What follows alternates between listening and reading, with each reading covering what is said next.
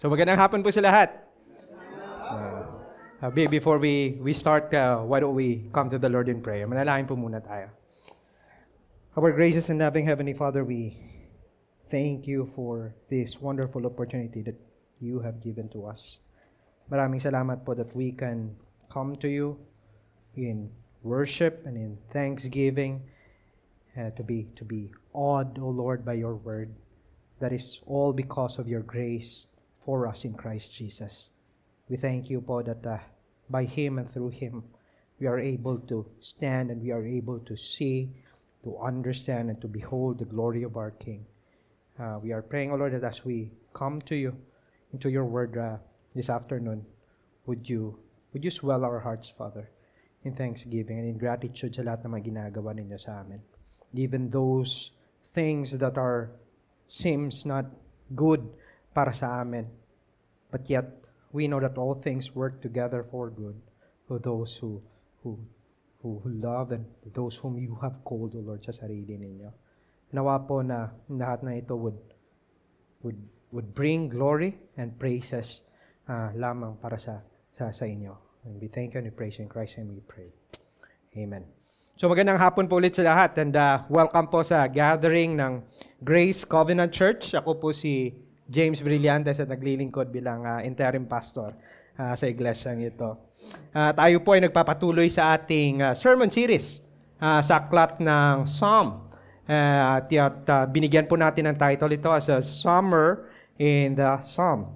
At before we dive in sa passage natin, let me echo po yung dalawang announcements na binigay sa atin ni Brother Chris. Una po, we would like to invite you na after po ng service na ito sa ating equipping class. Magkakaroon po tayo ng bagong set na pag-aaralan, which is ito po yung Ordo Salutis, so tinatawag natin na Order of Salvation.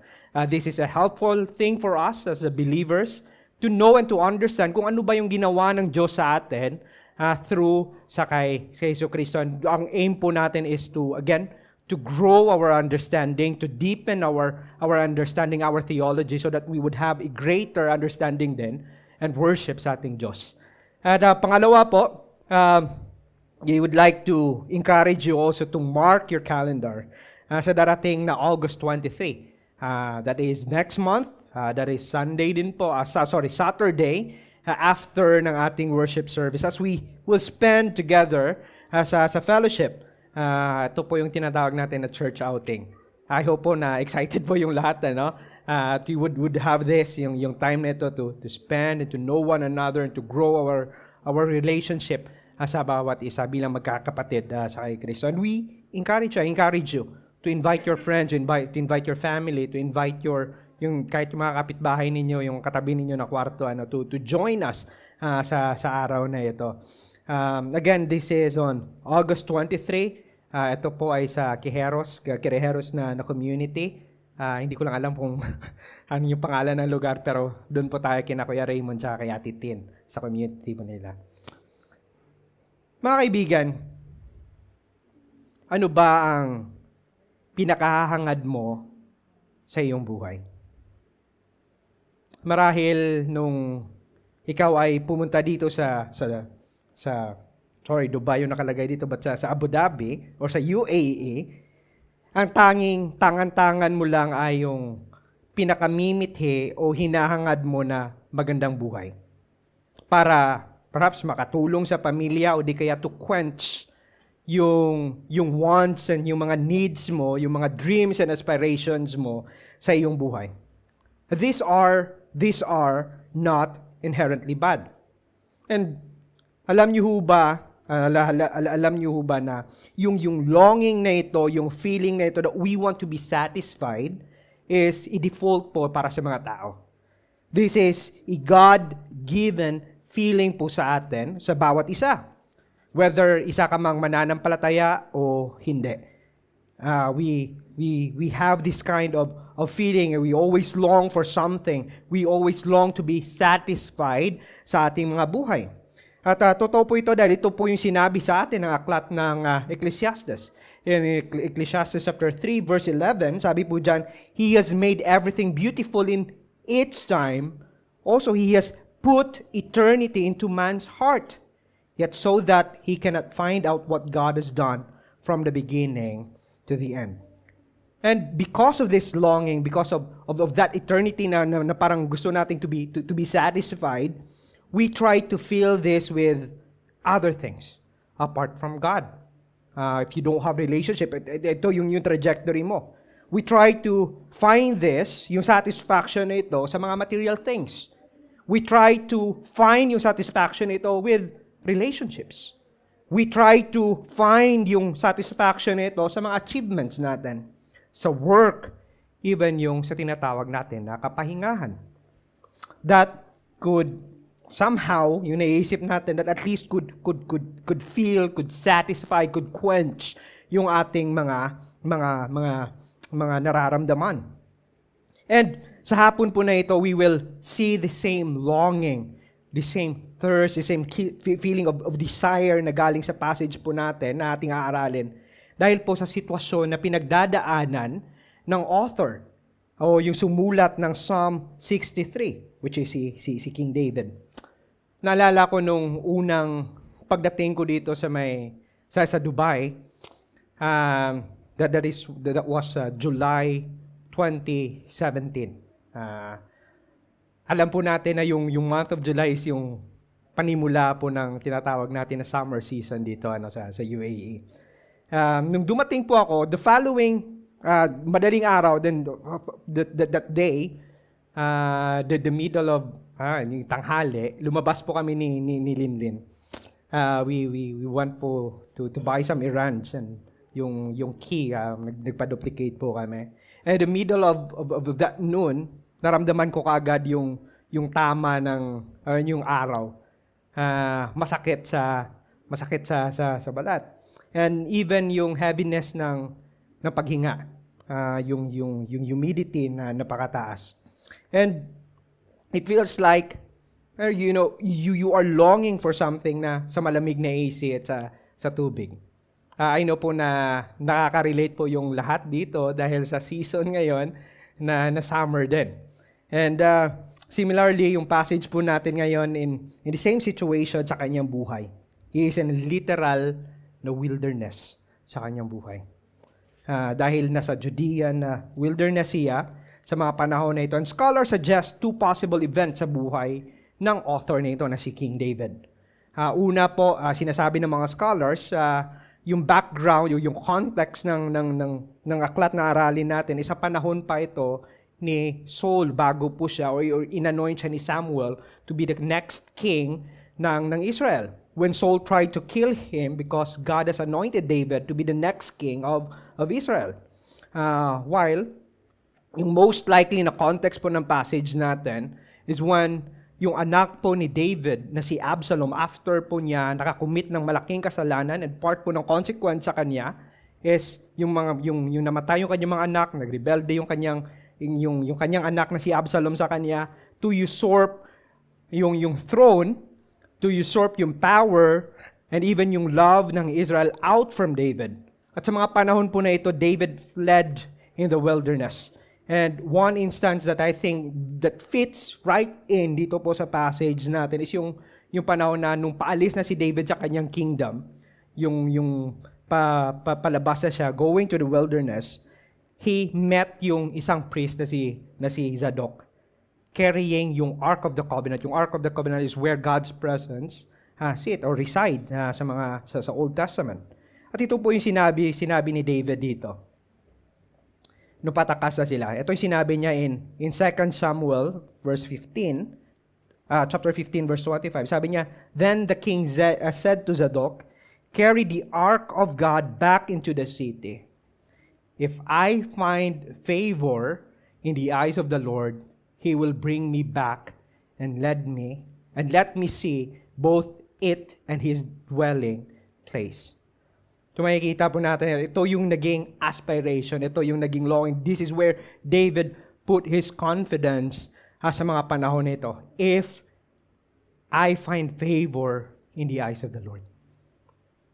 Again, one question na gusto kong itanong at paulit-ulit ko na gustong i-sink in sa mga puso natin. Mga kaibigan, ano ba ang pinakahahangad mo sa iyong buhay? Ano ba ang pinakahahangad mo sa iyong buhay? If you are writing po sa hapon na ito, yung main point po natin is this.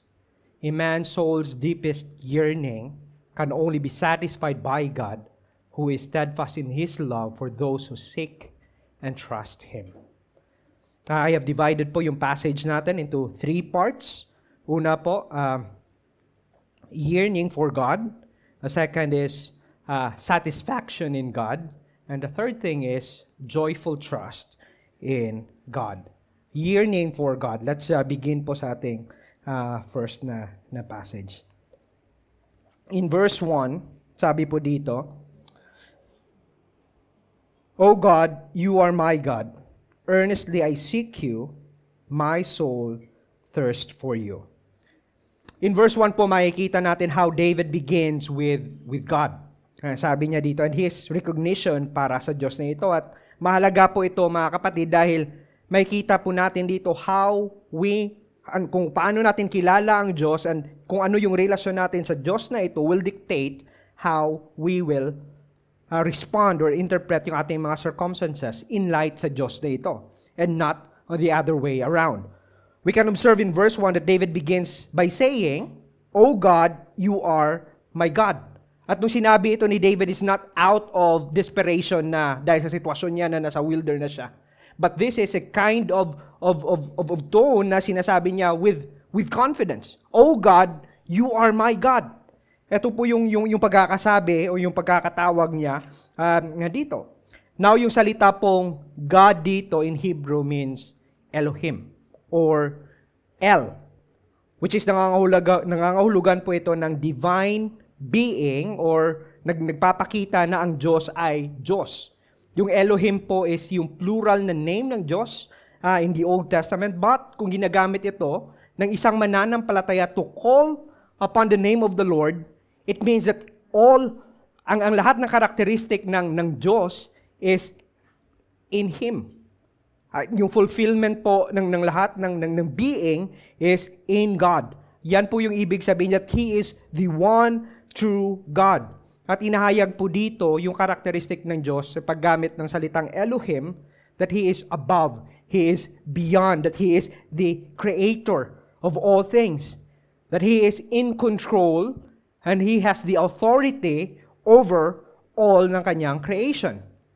Ang usual na term po na ginagamit ng mga theologian dito is yung tinatawag natin na transcendence, or yung transcendent. God is transcendent. That is, God is above His creation. Ngunit pinapakita, kung titingnan po natin dito, pinapakita sa atin ni David na yung transcendent, yung creator God na ito is not something, a God that is unknown. God that is impersonal o walang relationship sa kanyang mga creation, sa kanyang mga ginawa. Ngunit, makikita natin dito that David says that this God, this transcendent God, is the one who cares, the one that has a relationship sa Kanya, the one that David can confidently say that this Elohim, this God, this El is his God. At dahil kilala ni David ang Diyos na ito, meron siyang personal na relationship dito. Notice kung ano yung mas importante para kay David in the midst of his difficult and desolate or yung helpless na situation niya. Notice kung ano yung focus ng longing ni David dito. Yung sinabi niya sa verse 1, titingnan uulit natin, sabi na, O God, you are my God, earnestly I seek you. Kung ating pong babalikan yung buhay ni David, prior sa kanyang wilderness experience, David is king. Hindi po ba? He is a king who enjoys the comfort, yung security ng kanyang palace. He is an earthly king who enjoys yung power and the one who controls ng lahat ng mga nangyayari sa buhay niya and life ng mga tao na under sa kanya. He even enjoyed and yung love and yung approval ng ibang mga tao. He enjoys yung pleasure and good, delicious food sa kanyang palasyo. Even yung mga drinks sa kanyang mga palasyo. And we can easily think that David could easily yearn or longs for these things.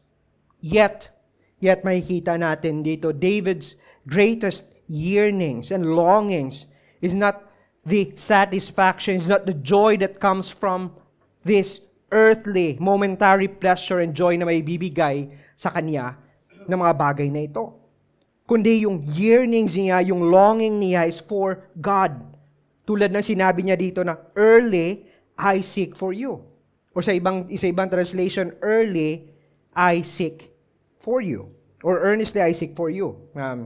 Kung saan yung Hebrew na idea ng salitang seek po dito ay nangangahulugan na dawn or yung bukang liwayway, yung first na light sa umaga, yung sunrise.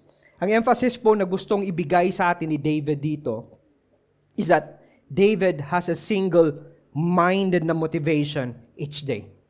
That is to seek and to call and to commune with the God or with God na kilala niya. With God na he has a close relationship. His attention, his life, his whole being longs for each day sa Elohim na ito. Sa Creator God na ito. David expresses yung sinabi niya dito. Sinabi niya dito na, my soul thirsts for you. My flesh faints for you. Yung salitang soul and flesh dito, emphasize na yung whole being ni David. Yung buong pagkatao niya. Even his flesh, in every breath and in every part ng kanyang body longs for his Creator, for his Savior. Ito po yung ibig sabihin ng flesh at yung soul dito. Which tells us, again, na yung yearning ni David dito is para sa Diyos. At ito yung pinakamahalaga para kay David. That his entire being, his body and soul have one goal. And that is to know and to have this personal, intimate communion with God every moment ng kanyang buhay. Kaibigan, pinapakita po sa atin ni David dito na yung kahalagahan ng yearning na ito by using yung analogy na sinabi niya na yung parang isang traveler. Kung naka-experience po kayo na pumunta sa disyerto, maglakad sa disyerto ng matagal na panahon, isa lang po yung nais mo, isa lang po yung goal mo. That is to look for water. Nakikita niya dito yung importansya ng tubig. Yung traveler na ito sends and longs for water that would quench ang uhaw nito para mapawi ang matinding pagkakapagod niya. That he even came to a point na kung hindi niya makuha ito, maari siyang mamatay. Ganito po importante o kahalaga kay David yung communion niya to seek to commune with God each day. Which brings us to ask yung katanungan nito. Mga kaibigan, do we have this kind of longing ba sa ating Diyos sa araw-araw? What is the first single-minded priority mo pagkabukas pa lang ng mata mo sa umaga? Do we have this kind of eagerness, this earnestness to see and to know God each morning? Ano ba ang ni-year natin sa buhay natin? David tells us that he yearns for God. He longs for God. And he seeks for God. What about us? What are we longing and yearning for? And kung titingnan po natin mga kaibigan, if we're going to think about this and to reflect po sa bawat araw na gumigising tayo ng mga nakaraang mga linggo, o kahit kahapon, what we long and yearn every day, and most especially during sa mga difficult times ng buhay natin, reveals kung sino ba yung tunay na sinasamba natin. The first thing na pumasok sa isip mo araw-araw is the first thing that tells you that this is the most important thing sa buhay mo. Does it make sense?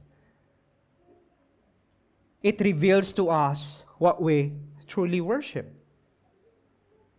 Which is ito po ang pinapakita sa atin o ipapakita sa atin ng verses 2 to 4. Sabi nga ni John Piper sa salitang worship, sabi niya, yung worship daw is the inner essence, or the inner essence of worship is to know God truly and then respond from the heart to the knowledge by valuing God, treasuring God, prizing God, enjoying God, and being satisfied with God above all earthly things.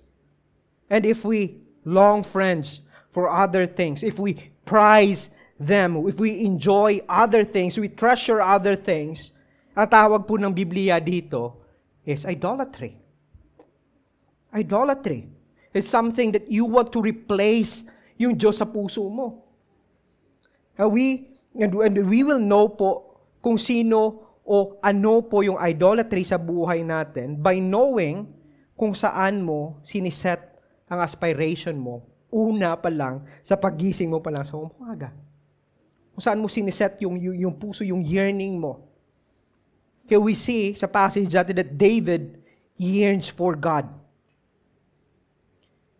Now, nakita natin kung sino yung wini-worship ni David. And now, let's notice naman kung paano ito pinakita sa buhay niya. Look at verse 2. Sabi niya dito, "So I have looked upon you in the sanctuary, beholding your power and your glory." So nakita natin where he set off. Una, he acknowledged na kilala niya yung Diyos na ito. That he have a close relationship sa Diyos na ito. Then, dahil kilala niya, he yearns to know more. To have communion with that God, with his God every day. Now, ang deep yearning and longing ni David leads him to remember his past experience sa sanctuary ng Diyos. And lift his eyes away from his present circumstances or present situation niya and look to God. So remember that he is in the wilderness. He is experiencing that, I think, physical thirst and hunger sa buhay niya. Yet, dahil sa matinding longing niya sa Diyos, it lifts his attention away from that situation and he looks to God. Ito po yung makikita natin dito. Ang salitang look po is the same word na ginamit ni David when he expresses deep longing and desire sa Psalm 27 verse 4 no sinabi niya, to gaze upon the beauty of the Lord. No sinabi niya, one thing have I asked of the Lord, that will I seek after, that I may dwell in the house of the Lord all the days of my life, to gaze upon the beauty of the Lord and to inquire in His temple. I think yung last time po na nandito ako, I have mentioned yung term na beatific vision. This is something that you are seeing and beholding God and tasting, experiencing yung beauty niya. And because you have seen that before, you have tasted that before, you don't want to let it go. Kaya po, ito yung sinasabi ni David nung napalayo siya sa sanctuary ng Diyos, his desire, his entire being longs for this. Na yung mind niya says that one thing that I seek after, that is to gaze upon the beauty of God. For Israelites po sa Old Testament, ang sanctuary is the center of their worship. It is where God's presence dwell through sa Ark of the Covenant. At it is where God's people gathered in po to meet God, to worship Him, to sing praises for Him, to offer sacrifices to Him. It is where God meet His people then. To dispense His power, to dispense His glory, at kahit yung cleansing ng ng kasalanan nila. At kung isipin po natin, mga kaibigan, those things have been fulfilled in Christ. Christ is a better temple, a better sanctuary na nagdwell sa atin. He came to lead us into a better sanctuary, which is for us to commune and to worship po sa ating Diyos. And friends, this thing that David yearned, this thing that David longs to worship God in His sanctuary, is tangible po sa atin sa hapong ito. It is tangible po sa bawat buhay ng bawat tao na nandito ngayon. It is through sa presensya po ninyo. You will see yung beauty ng Diyos through sa transforming work na ginagawa niya sa buhay ng bawat isa. You will see and gaze the beauty of God through po sa pag-sustain niya sa atin. Through sa forgiveness na ating natanggap o tinanggap o even we dispense sa ibang mga tao. Then we can see yung beauty and we can gaze the beauty of God through sa mga singings natin, sa mga worship songs natin. Through sa prayer, through sa reading na kanyang salita, and through sa preaching na kanyang salita. Kung ating titingnan, ang corporate worship po or yung gathering natin is designed to swell our hearts in gratitude sa ating Diyos. That is to see the beauty of the one that we worship through sa buhay ng bawat isa. Friends, David is yearning for this. What about us? Do we yearn for this sa buhay natin? Do we have that kind of deep affection to be gathered with God's people, to see and to witness yung mga ginagawa ng Diyos sa buhay ng bawat isa, to affirm and to rejoice sa bawat ginagawa ng Diyos sa buhay ng ating mga kapatiran? Again, David have experienced ito, and he longs for this, na makita niya ulit and makapag-worship siya ulit sa sanctuary ng Diyos. And this is the reason why David yearns for God, that he sees God as the most important thing sa buhay niya. And David provides us yung dalawang reason kung bakit he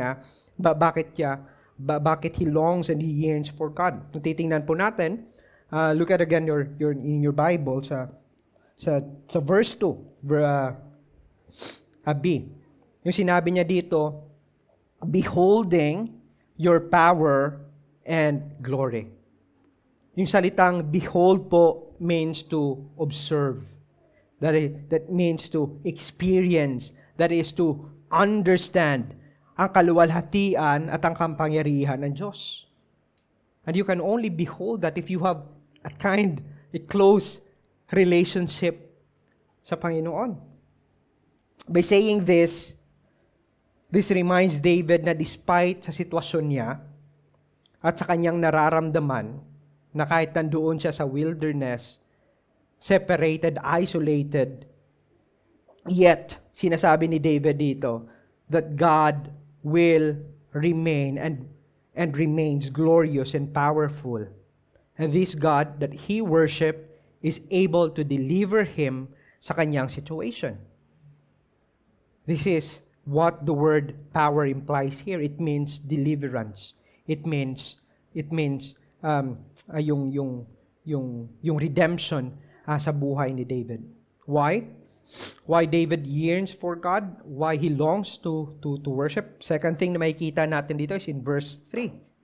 Sabi niya, because your steadfast love is better than life, my lips will praise for you.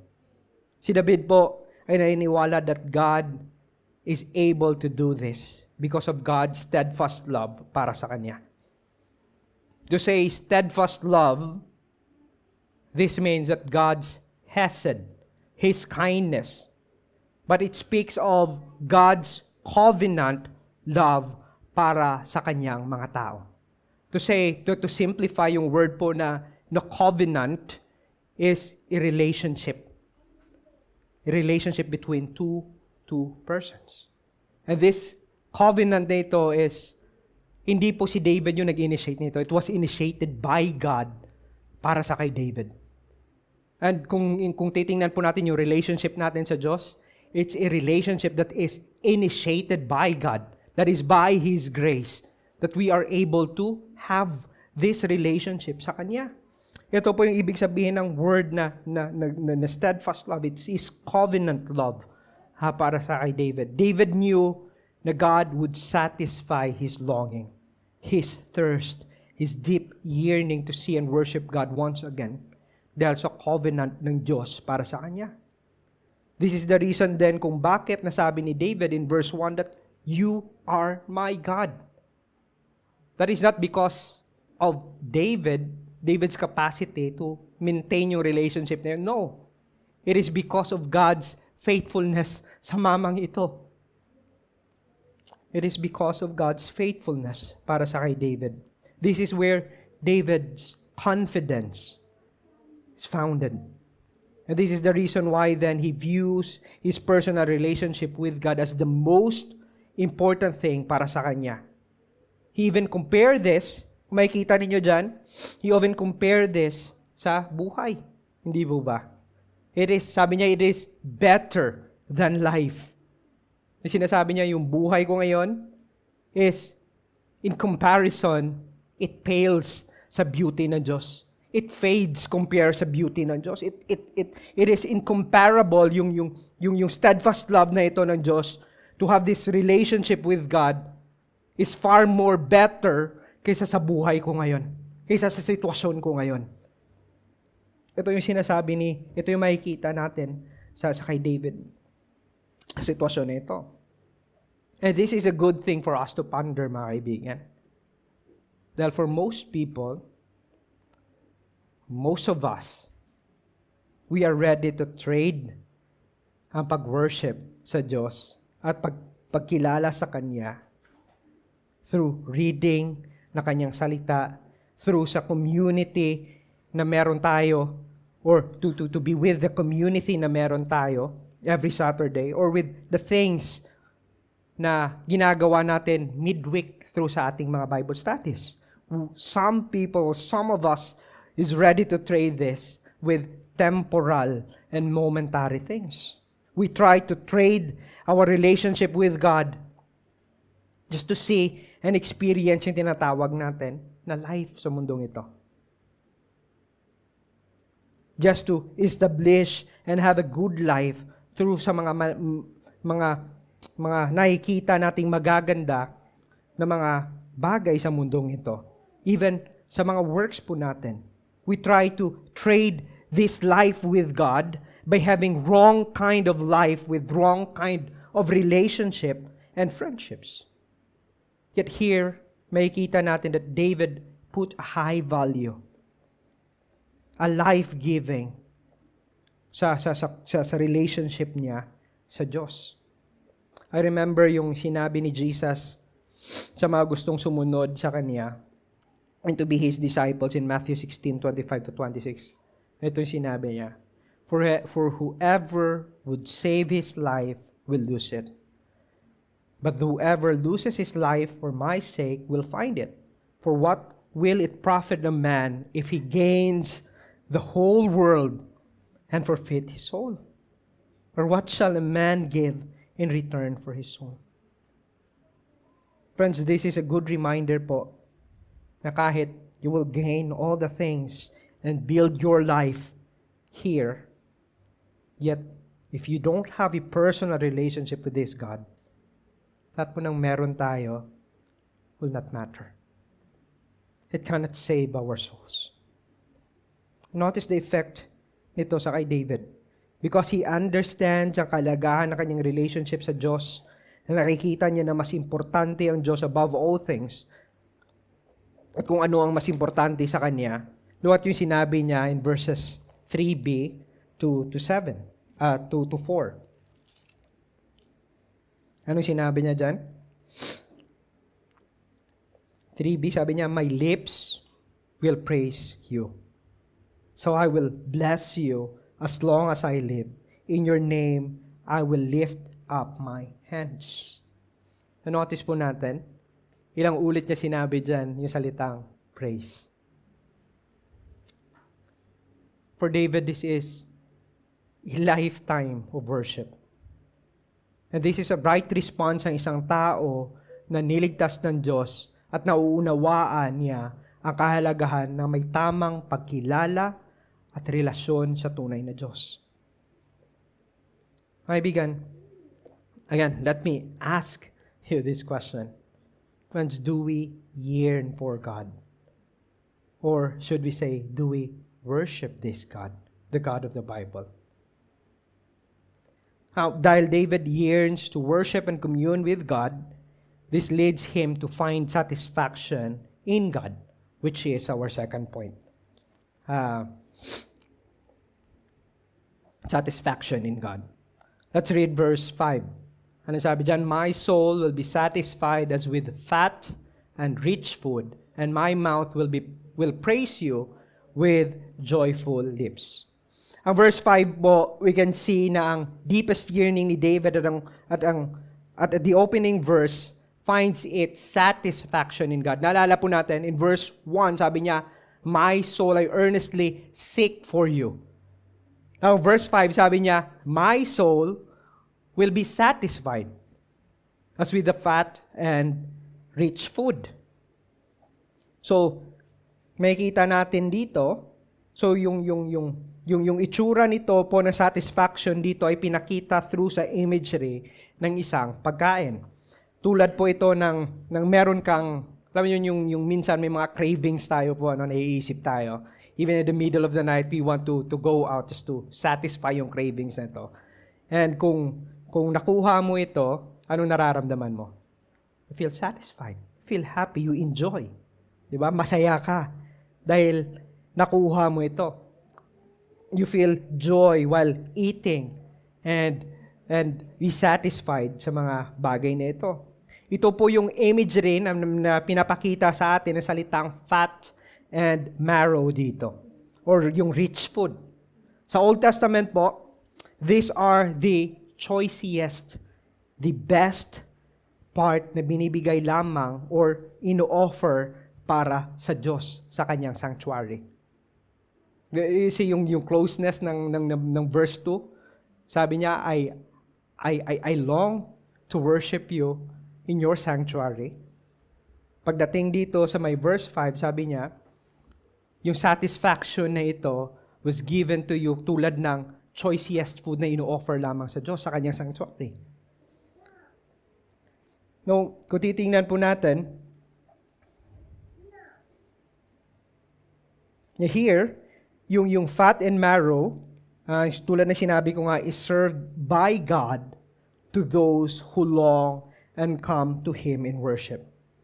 Metaphorically, this means na ang pleasure and fullness of life is found in God alone. Gaya po ito sa sinabi ng salmista sa Psalm 16 verse 11. Sabi niya, you made known to me the path of life. In your presence, there is fullness of joy, and your right hand are pleasures forever. Again, makikita natin dito ang response ng psalmist in verse 5b, to the feast of God's goodness through sa joyful shout of praise. I think, kung titingnan po natin, normal po ito, if you have tasted and appreciate po yung pagkain na kinakain mo, your heart melts in gratitude sa nagluto nito kung saan mo man natikman ito. And here, makikita natin na yung psalmist sings and shout for joy sa abundance ng Diyos. Sabi niya dito, and my mouth will praise you with joyful lips. Makikita niya in Psalm 63 verse 5. But notice yung feeling ng satisfaction na ito at yung joy na ito ay nanggaling sa abundance ng Diyos in letting the psalmist taste yung goodness ng Diyos na nagpapatuloy even in the dead or midnight ng kanyang buhay or yung patulog na siya. Look at verse 6. Ano sinabi niya dyan? Sabi niya, when I remember you upon my bed and meditate on you in the watches of the night. So, yung satisfaction na ito, nafe-feel pa rin ni David even in the late night ng kanyang buhay. David continues to remember from his bed all the good things that God has done for him in the past. This is what keeps David awake sa gabi. And which is contrast po to those who do not find their satisfaction in Christ. As being Christ is the source of their joy and pleasure. In the middle of the night, what keeps them awake is their worries and their frustration in life. And kung isipin po natin mga kaibigan, what about us? What keeps us awake in the middle of the night? In the midst of the wilderness ng buhay natin. Ang salitang meditate po dito means to utter, to mutter, or quietly speak ang kanyang meditation sa ginawa ng Diyos. Yung parang, alam mo yun, yung parang you are, kumbaga, nagsasalita ka in a soft way, na kung merong man nakakarinig sa'yo, ano pinagsasabi ng mamang ito? Yung tipong gano'n yung itsura ng sitwasyon ni David dito. And ang goal po nito is to impress yung muttering, yung meditating ni David dito. Yung goal nito is to impress sa puso niya, to inculcate, to hammer deeper sa puso niya at sa isipan niya ang kabutihan ng Diyos sa kanya, even in the midst of the difficult, yung paghihirap niya sa buhay. And if he is talking with God, this shows yung passion ni David to praise God even in a late night ng kanyang buhay. Friends, again, do we have this kind of passion? Do we spend at night meditating upon God's goodness sa buhay natin? Or we stay late at night for other reasons? Marahil dahil sa YouTube? Marahil dahil sa online games? Or marahil dahil sa matitinding problema that keeps us awake in the middle of the night? Look at the reason why David is passionate and intentional in meditating and taking to God kahit or talking to God kahit sa gitna ng gabi. Sabi niya in verse 7,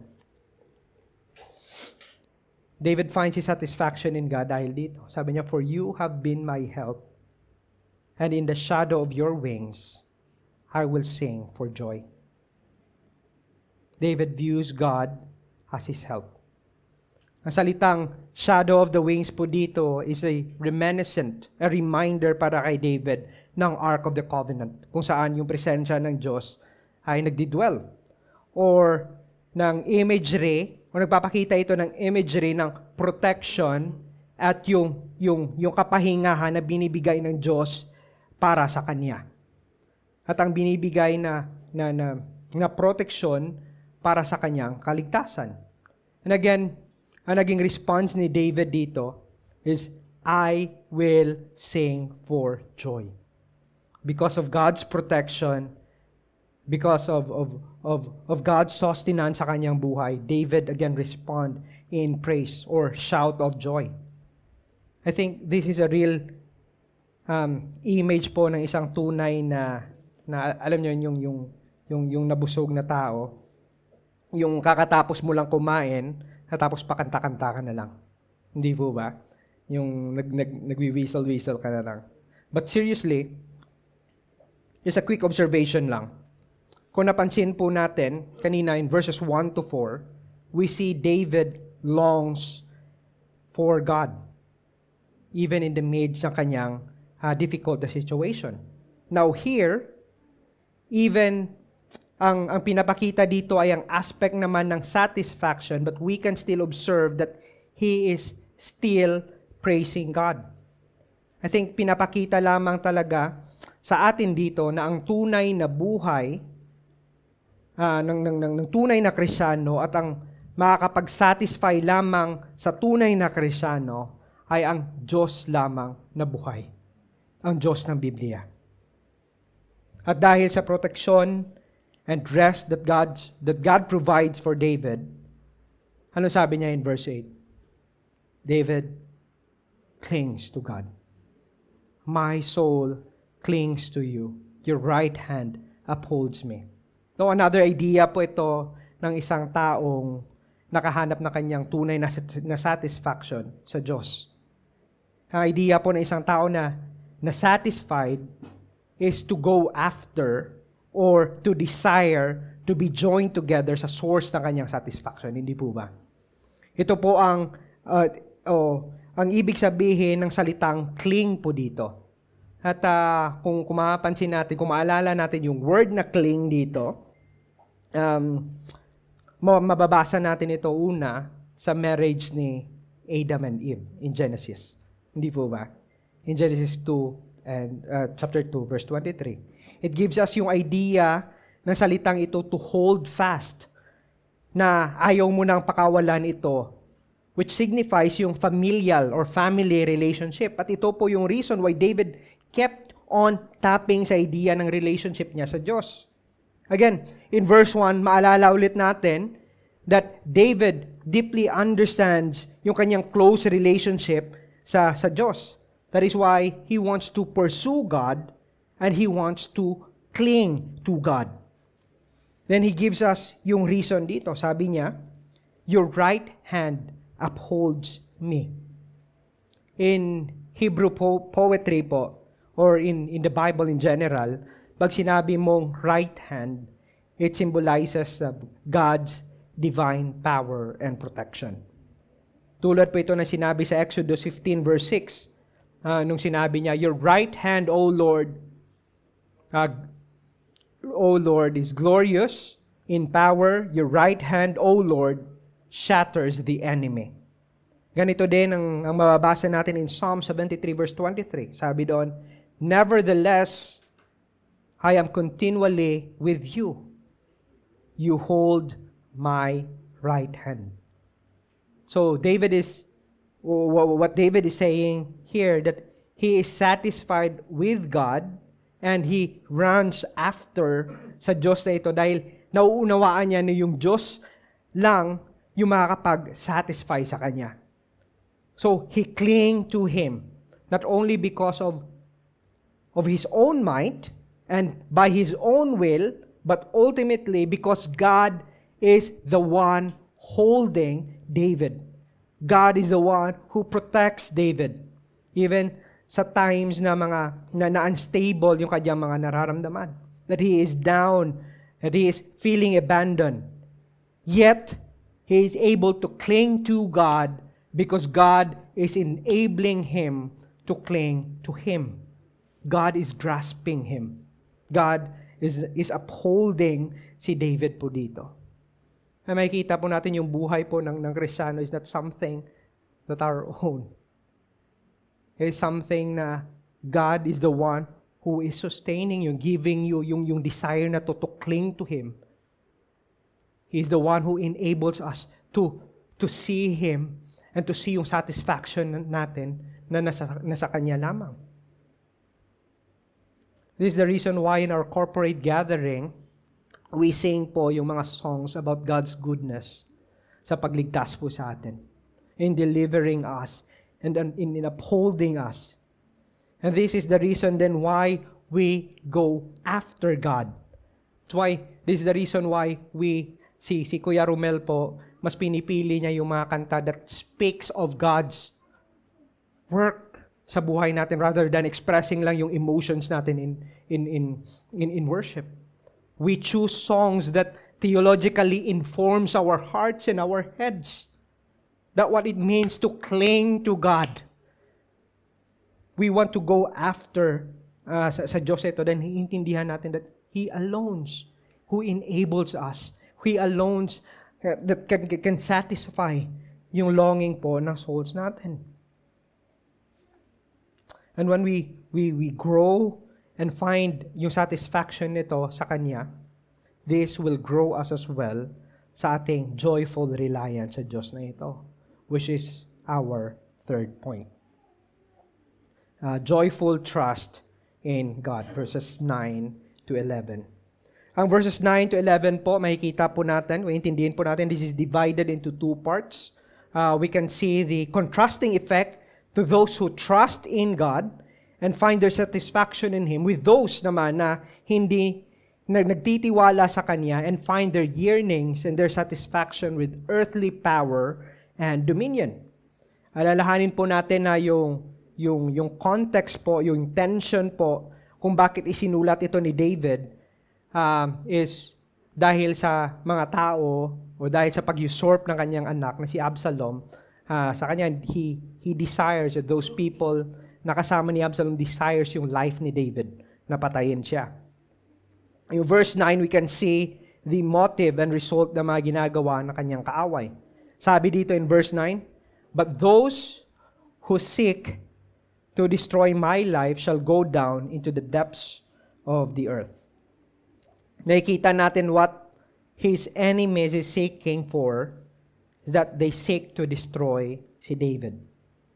Yet here, again in verses 1 to 4, we find David. Diba, nakikita natin, his enemies seeking for his life, yet in the midst of in the wilderness sa kanyang buhay, David is seeking for God. Ito yung ginagawa ni David. His yearning is seeking for God. In verses 5 to 8, yung seeking na ito, yung yearning for God, finds its ultimate satisfaction in God. And here, David is expressing his confidence and trust in God. Ano ang sinabi niya dito? "Those who seek my life," sabi niya, "shall go down into the depths of the earth." Now, David is not saying na he is plotting how to destroy yung kanyang enemy. Hindi po. Hindi po ito yung ibig sabihin ni David dito.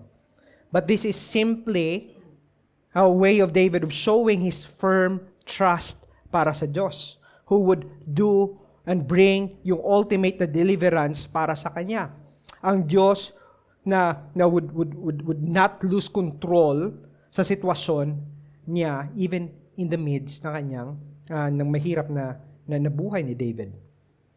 Ang salitang go down po dito, o go down into the depths of the earth, could mean two things. Una po, this simply means that his enemies would not prosper and end into their grave.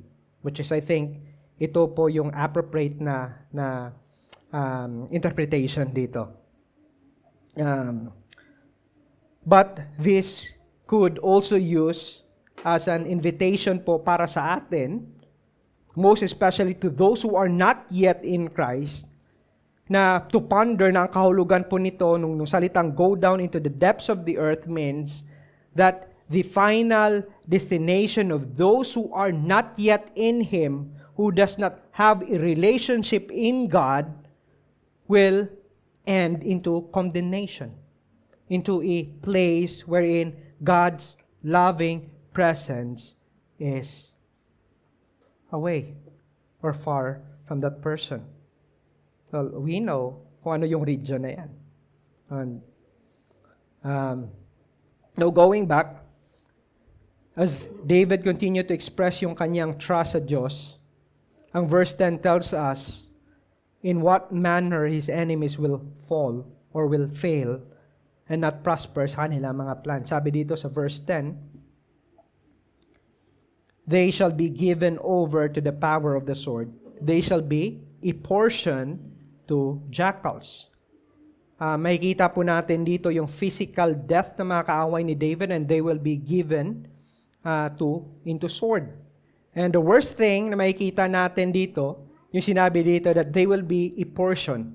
They will be a food for jackals. Ang jackals po are known for being or for yung tawag dito yung scavengers, kung saan they feast sa kung ano na lang ang natira na pwede nilang i-salvage o kainin. Now, yung imagery po dito no sinabi niya na they will be a portion to jackals, yung imagery po dito is a public exposure of shame.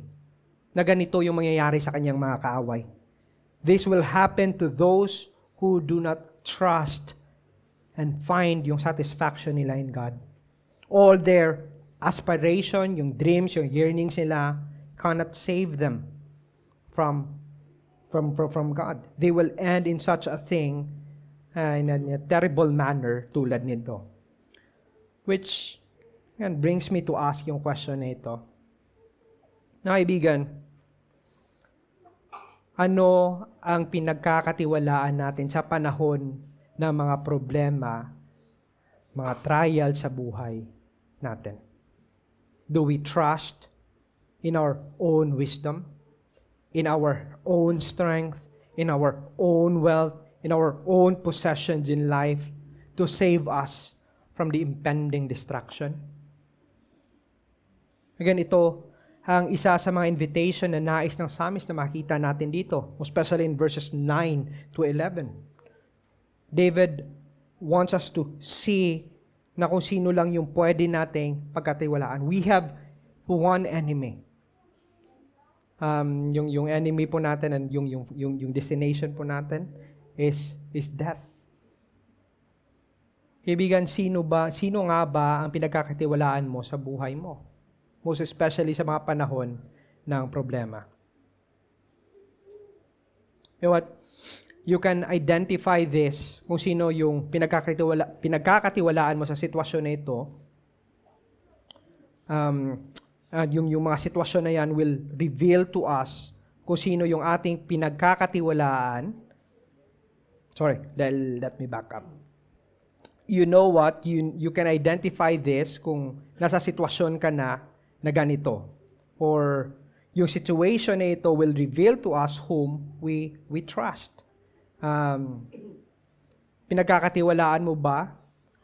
Will reveal to us kung sino yung pinagkakatiwalaan natin, or essentially kung sino yung sinasamba natin.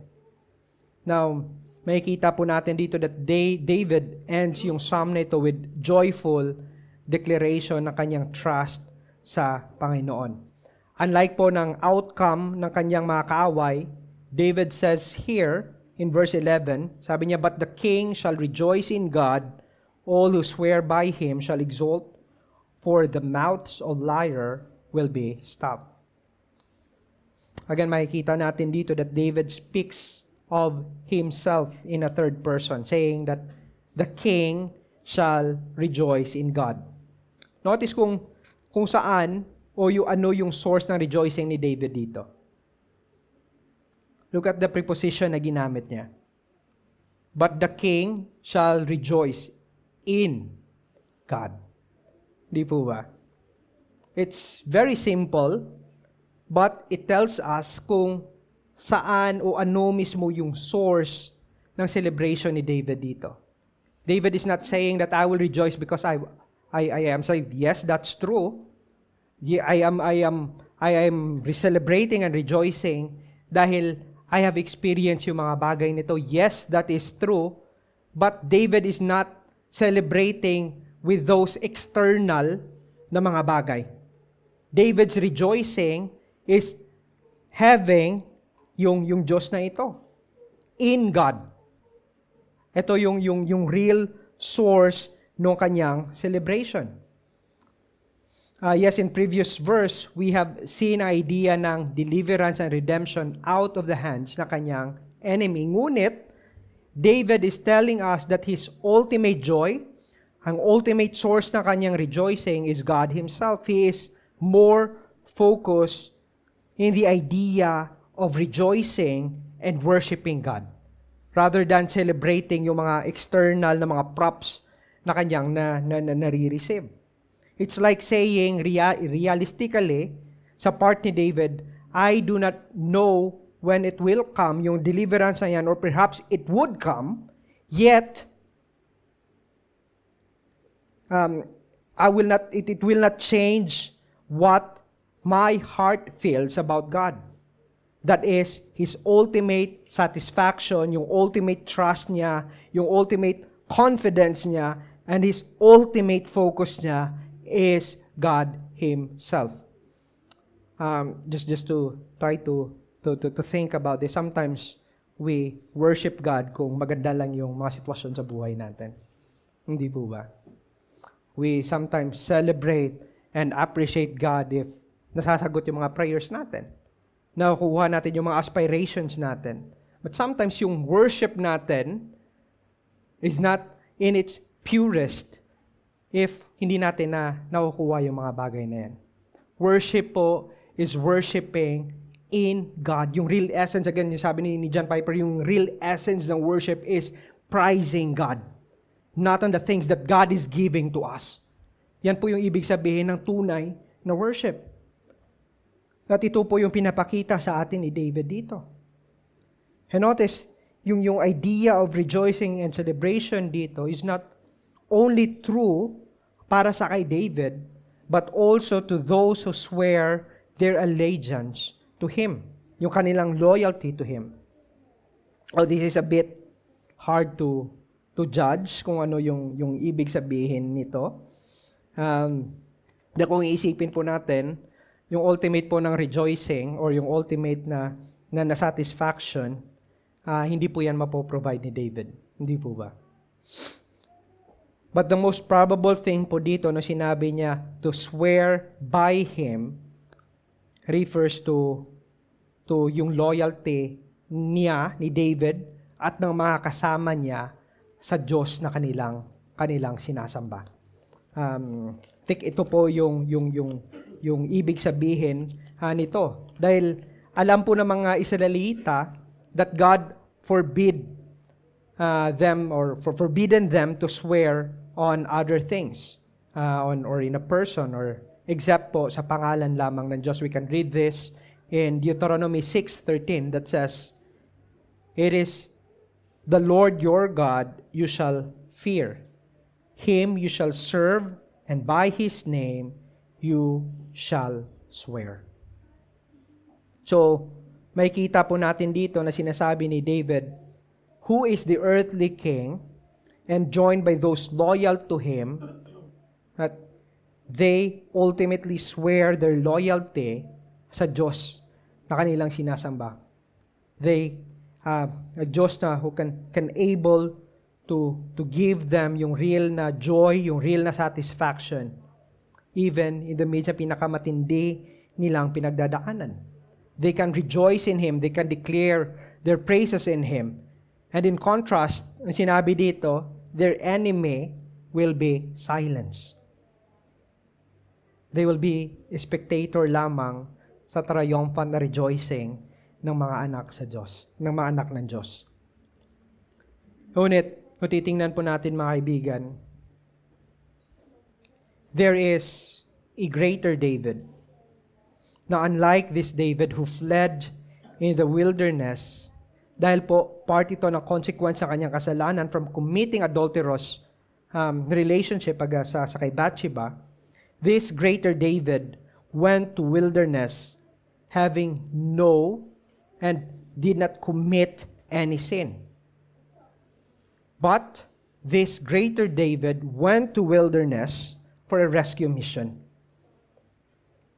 He went into the wilderness to rescue his people out from their own sin, from sins of idolatrous worship, from looking for satisfaction from wrong things, from wrong relationships, from any forms that we try to replace ang pagsamba natin sa tunay na Diyos na ito. This greater David left his heavenly and glorious na kingdom and took on himself a human form, a fully God and a fully man, in order to satisfy yung greatest need, yung greatest na satisfaction ng mga taong pinunta niya dito, like you and I. But in order to do that, this greater David, whose name is Jesus, lived a perfect and obedient life that none of us could. He went into obedience even to the point of the cross, to took our sins in His body, to took our guilt in His body, and He was hanged on the tree in order to satisfy the wrath of God, His Father, against us and against sa ating mga kasalanan. On the cross, Jesus declares tetelestai, which means it is finished. It is finished. our sins is paid in full. Jesus breathed His last and died the death that we deserve. He was buried, but on the third day, He was risen from the grave. A proof na this greater David, this Jesus, satisfied God's wrath against us. He ascended into heaven and seated on the right hand of the Father. Friends, this is the cost of your salvation. This is the cost of our salvation. That's why, by His grace, we are able to yearn, to be satisfied in Him fully. That through the cross, we can worship and see yung true God na ito, and we can celebrate and we can trust in Him fully dahil sa ginawa niya. But if you are here and you don't have yung real na relationship sa kay Kristo, and you think that you are okay, you are happy, you are satisfied right now sa buhay mo, sa kung anong meron ka, sa possessions na meron ka, because let me tell you, that's a blunder. That's a lie. Peke po yan. Dahil ang tunay po na yearning sa puso ng tao is a yearning for God. Ang tunay po na satisfaction sa puso ng tao, ang tunay lamang na makapagbibigay ng satisfaction sa buhay at sa puso ng tao is God alone. God is the only true na makakapag-satisfy sa inyo. That is not synthetic. Ang bagay na pwede niyang ibigay is the one that could truly satisfy you. So I plead to you, mga kaibigan. I plead to you, if you are not yet in Christ, turn away from your sin and turn to Christ for your salvation. He alone can satisfy the deepest longing ng soul mo. The longing for eternity na nilagay niya sa puso mo is for you to find its fullest in Christ Jesus. Sabi nga ni Saint Augustine of Hippo, sabi niya, "You have made us for yourself, O Lord, and our hearts is restless until it rests in you." Maybe again, a man's soul's deepest yearning can only be satisfied by God, who is steadfast in His love for those who seek and trust Him. Manalangin po tayo. Banal na Diyos, we are thankful, O Lord, that by your wound, we have been healed. And thank you for satisfying, for saving us from those synthetic things, Panginoon, that we think and we thought, oh Lord, that could satisfy the yearnings of our souls.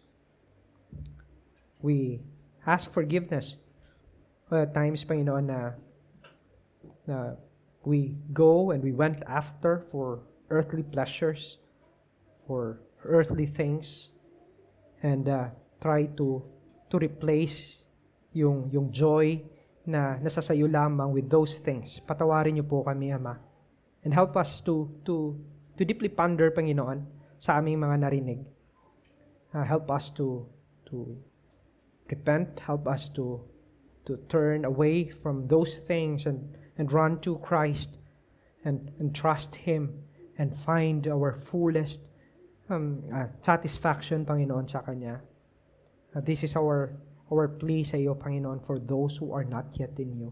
And even for us who are already in you. We pray, O Lord, that you would continue to enable us to run after Christ, to see and to taste that indeed you are good. By reading and by going deeply, Panginoon, sa inyong salita and through sa mga gatherings sa ganito. We thank you and we praise you in Christ's name we pray. Amen.